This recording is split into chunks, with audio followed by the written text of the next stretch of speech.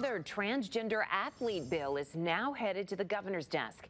This one would create a penalty for schools that do not follow the law that was passed last year. News 4's Ryan Breslin's joining us live from the state capitol with details on this legislation. Hey, good morning, Ryan.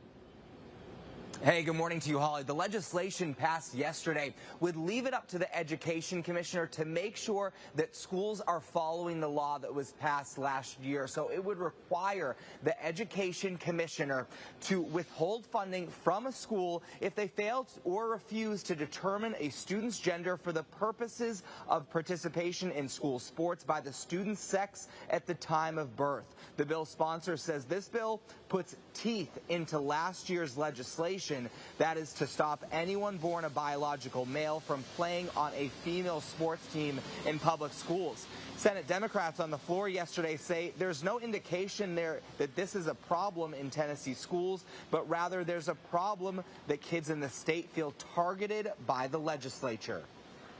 What has happened between the last year and this year that necessitates this legislation?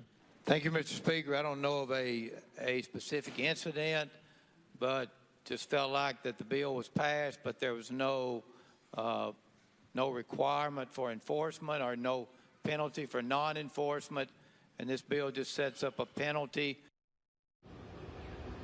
And Senate Republicans say that this sets a level playing field for female athletes.